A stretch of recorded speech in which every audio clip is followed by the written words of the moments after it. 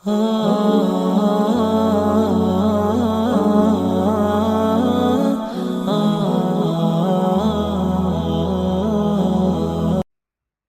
أن لا إله إلا الله وحده لا شريك له ونشهد أن سيدنا ونبينا ومولانا محمدا عبده ورسوله صلى الله تعالى عليه وعلى آله وأصحابه وأتباعه وأزواجه وذرياته وبارك وسلم تسليما كثيرا كثيرا أما بعد. قابل احترام بزرگوں، عزیز دوستوں اور ساتھیوں، حضرت سلمان رضی اللہ تعالیٰ عنہ سے منقول مشہور روایت ہے کہ حضور پاک علیہ الصلاۃ والسلام نے شعبان کے آخری دنوں میں خطبہ ارشاد فرمایا اور آپ نے لوگوں سے فرمایا: یا ایھا الناس قد اظلکم شہر عظیم، اے لوگو تمہارے اوپر ایک ایسا مہینہ آ رہا ہے جو بہت عظمت والا مہینہ ہے، شہر مبارک، ایسا مہینہ جو بہت برکت والا مہینہ ہے، شہر فیہ لیلۃ خیر من الف شہر، وہ مہینہ ایسا ہے جس میں ایک رات ایسی ہے جو 1000 مہینوں سے بہتر ہے۔ پھر آگے آپ نے بہت سی باتیں ارشاد فرمائیں۔ شعبان کے آخری دنوں میں آپ کے اس خطبے سے رمضان کی اہمیت اور اس کا اہتمام معلوم ہوتا ہے۔ یہ خطبہ ہم لوگ سنتے رہتے ہیں اور تذکرے میں آتا رہتا ہے، لیکن ظاہر ہے کہ ان چیزوں کے سننے سنانے سے مقصود عمل کرنا ہے۔ رسول اللہ صلی اللہ علیہ وسلم نے جیسے اہتمام فرمایا، ہم کو بھی اہتمام کرنا ہے، کوشش کرنا ہے۔ حضور پاک علیہ الصلاۃ والسلام رمضان کے مبارک مہینے کا استعمال کس طرح فرماتے تھے؟ جیسے آپ فرماتے تھے اسی طرح کا اہتمام ہم کو بھی کرنا ہے۔ حدیثوں سے معلوم ہوتا ہے کہ رمضان المبارک کا مہینہ آتا تو آپ کے چہرے کا رنگ بدل جاتا تھا، آپ کی عبادتوں میں اضافہ ہو جاتا تھا۔ ویسے ہی سال بھر آپ اہتمام فرماتے تھے، تہجد کا اہتمام فرماتے تھے، کثرت عبادت کا اہتمام فرماتے تھے، یہاں تک کہ آپ کے پائے مبارک پر کبھی ورم بھی آ جاتا تھا، اور آپ صلی اللہ علیہ وسلم کی اس مشقت کو دیکھ کر صحابہ کبھی عرض بھی کرتے کہ اللہ کے رسول، آپ کو تو اللہ نے ہر طرح کی بشارتیں دے دی ہیں، مگر آپ صلی اللہ علیہ وسلم فرماتے ہیں: افلا اکون عبدا شکورا، کیا میں شکر گزار بندہ نہ بنوں؟ یہ اہتمام تو آپ سال بھر ہی فرماتے تھے، ہمیشہ ہی فرماتے تھے، لیکن رمضان کے مہینے میں خاص طور پر محسوس ہوتا تھا کہ آپ عام دنوں سے بھی زیادہ عبادتوں کا اہتمام فرما رہے ہیں۔ آپ کے چہرے کا رنگ بدل گیا ہے، آپ کی سخاوت نمایاں ہو گئی ہے، آپ کا اہتمام اس طرح سے بھی ظاہر ہوتا تھا کہ شروع میں آپ نے 1 مہینہ اعتکاف فرمایا، پھر اس کے بعد مدینے میں رہتے ہوئے 1 مرتبہ بھی اعتکاف نہیں چھوڑا، پھر کبھی اعتکاف سفر کی وجہ سے ناغہ ہو گیا تو اگلے سال 20 دن کا اعتکاف فرمایا، عمر کے آخری سال میں بھی آپ نے 20 دن کا اعتکاف فرمایا۔ آپ نے اپنے اس عمل سے رمضان کا استعمال بتایا۔ باتیں تو جو باتیں ہیں وہ بار بار کہیں سنی جاتی ہیں، جو حدیثیں ہیں وہ بار بار ہمارے سامنے آتی رہتی ہیں، لیکن ہم اپنے رمضان کو کس قدر حضور پاک علیہ الصلاۃ والسلام کے رمضان کے مطابق بنانے کی کوشش کرتے ہیں، اس پر ہمارے نفع کا مدار ہے، کہنے سننے پر نہیں ہے صرف، کہ ہمارے رمضان میں کتنی تبدیلی آتی ہے، ہم کتنا اس کا صحیح استعمال کرتے ہیں۔ اللہ تعالیٰ نے ہم کو ایک موقع عطا فرمایا ہے، اللہ ہمیں آپ کو رمضان کا مبارک مہینہ نصیب فرمائے، کیونکہ انسان کا کوئی بھروسہ نہیں ہے کتنے لوگ ایسے ہیں جو گزشتہ رمضان میں ساتھ تھے مگر اس رمضان میں ہمارے ساتھ نہیں ہیں، اور ابھی بھی ہم میں سے کسی کو نہیں معلوم کہ ہم میں سے کس کا کب وقت آنے والا ہے۔ اگر ہم کو رمضان کا مبارک مہینہ مل گیا تو اللہ تعالیٰ نے ہم کو معافی اور مغفرت کا ایک موقع عطا فرما دیا ہے۔ یہ موقع اللہ تعالیٰ کی نعمت ہیں۔ ہمارے حضرت محی السنہ مولانا شاہ ابرار الحق صاحب رحمۃ اللہ علیہ، اللہ کی توفیق سے حضرت ہر سال حج فرمایا کرتے تھے۔ بعض اللہ والوں کا، بزرگوں کا معمول ہے، اور اللہ تعالیٰ کی نعمت ہے ان کے اوپر کہ ان کو ہر سال توفیق ملتی رہتی ہے۔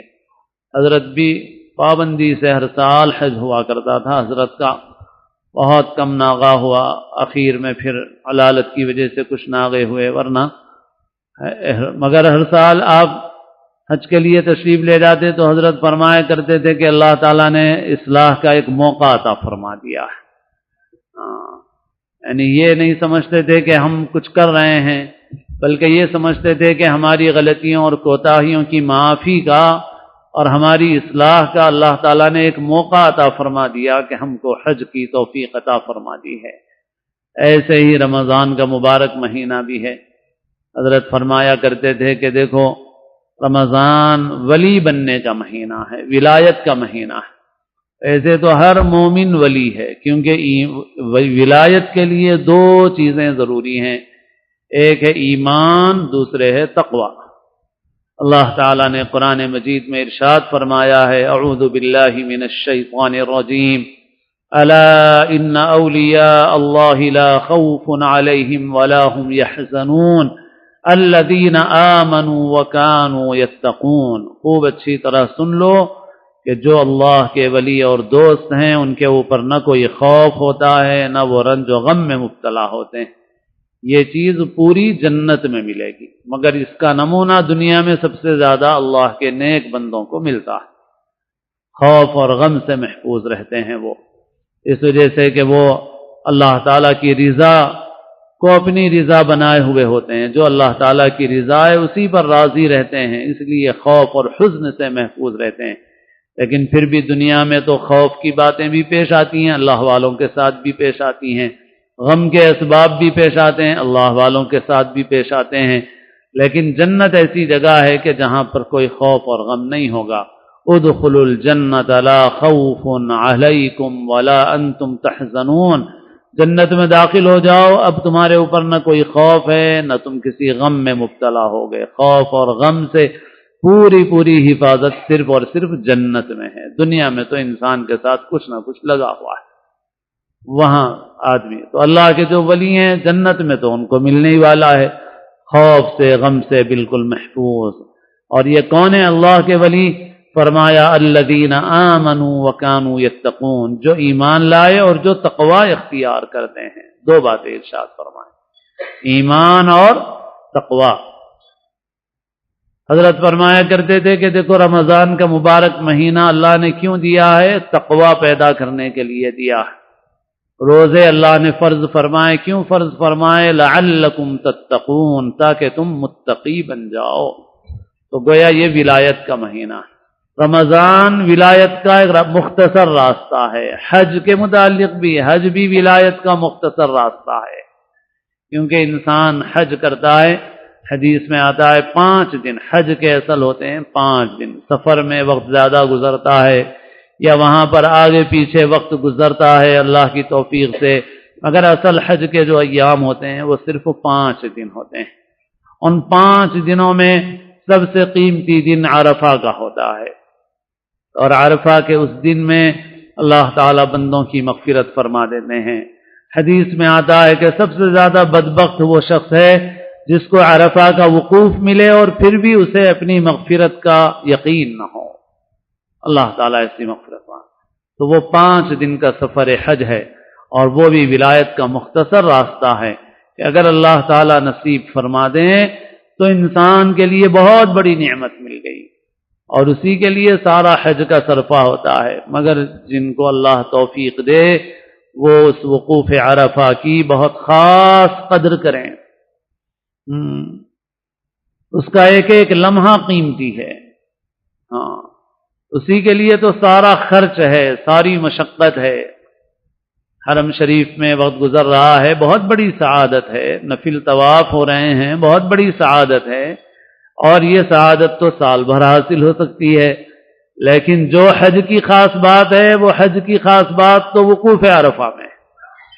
اگر آدمی 3 لاکھ روپے خرچ کرتا ہے، 4 لاکھ روپے خرچ کرتا ہے، 5 لاکھ روپے خرچ کرتا ہے، تو وہ دراصل مسجد حرام کی نمازوں کے لیے اصل نہیں ہے، وہ تو عمرہ سال بھر ہو سکتا ہے، اس سے کم خرچ میں ہو سکتا ہے۔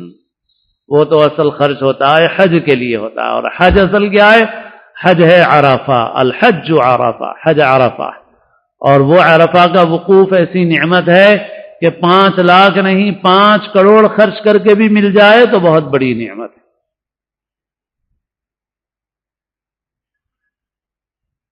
کیوں؟ اس لیے کہ انسان کو اللہ تعالیٰ بہت بڑی دولت مغفرت کی نعمت سے سرفراز فرما دیتے ہیں، اور وہ ایسی نعمت ہے، مثال کے طور پہ انسان دنیا میں کسی مصیبت میں پھنستا ہے تو آدمی اپنی مالی استطاعت کے اعتبار سے جتنا خرچ کر سکتا ہے خرچ کرتا ہے۔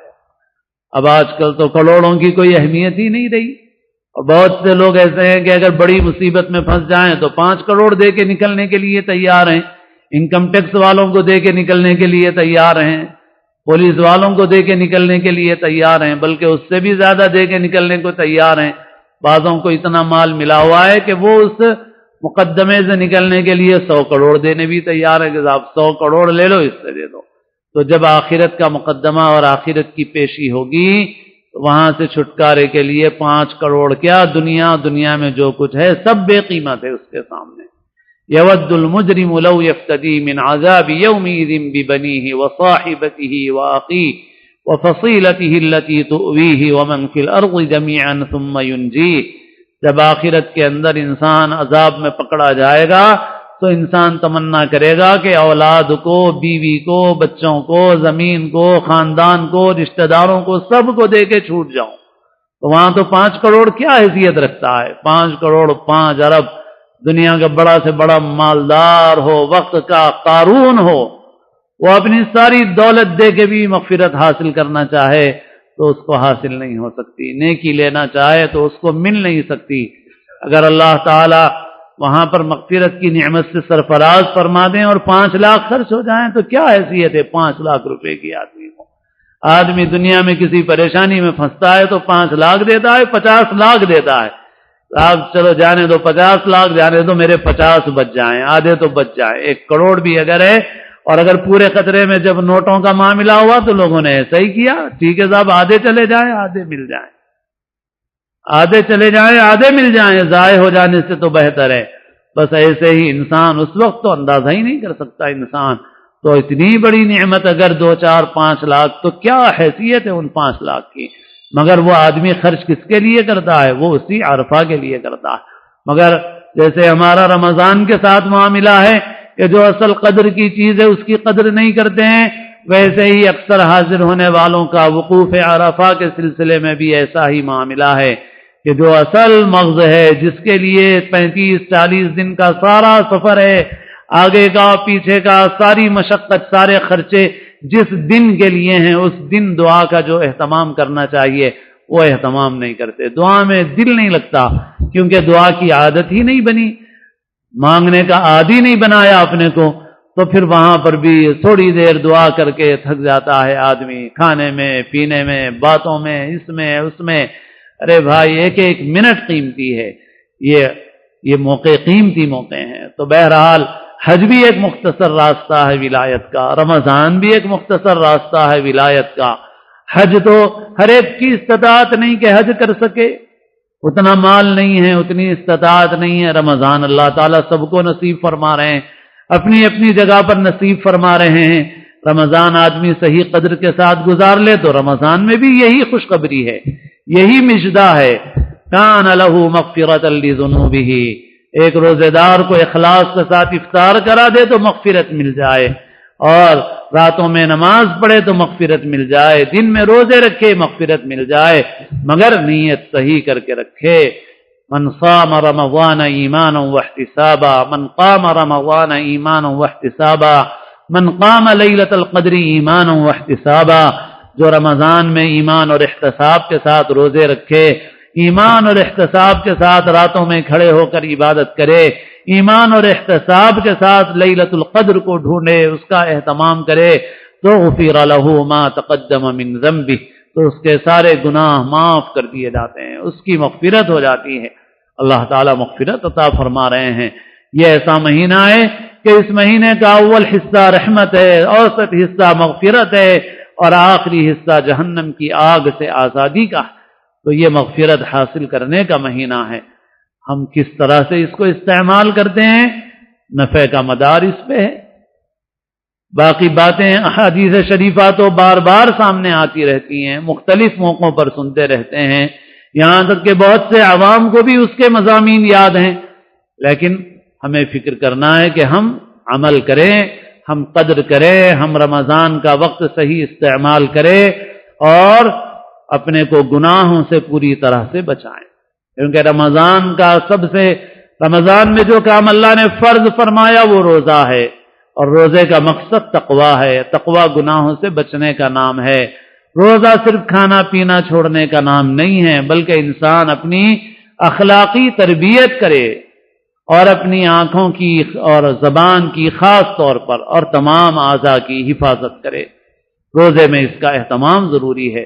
رسول اللہ صلی اللہ علیہ وسلم نے فرمایا کہ جو شخص جھوٹی باتیں نہ چھوڑے، جھوٹے کام نہ چھوڑے، تو اللہ تعالیٰ کو کوئی ضرورت نہیں ہے کہ وہ اپنا کھانا پینا چھوڑ کر کے رکھے۔ روزہ تو اس لیے ہے کہ آدمی اپنی زبان کو صحیح کرے، اپنی آنکھ کو صحیح کرے، اپنے اعضاء کو صحیح کرے، اپنی غلط عادتوں کو چھوڑے۔ روزہ اس کے لیے ہے۔ گالی کی عادت ہے تو رمضان میں وہ عادت چھوٹ جانی چاہیے، جھوٹ کی عادت ہے تو وہ چھوٹنی چاہیے، غیبت کی عادت ہے تو وہ چھوٹنی چاہیے۔ رمضان اس کے لیے ہے، اپنی اخلاقی تربیت کے لیے ہے۔ آدمی اپنے وقت کو فارغ کرے، لوگوں سے یکسو ہو جائے، مخلوق کے لیے نہیں ہے، اللہ کے لیے ہے یہ مہینہ، بازاروں کے لیے نہیں ہے۔ یہ بہترین مہینہ بہترین جگہ مسجد میں گزارنے کے لیے ہے، بدترین جگہ بازار میں گزارنے کے لیے نہیں۔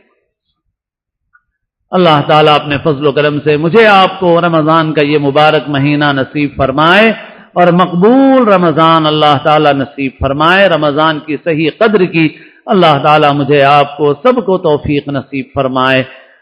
اللہ تعالیٰ ہم سب کو اسلام کی زندگی اور اپنے اپنے وقت پر حسن خاتمہ نصیب فرمائے۔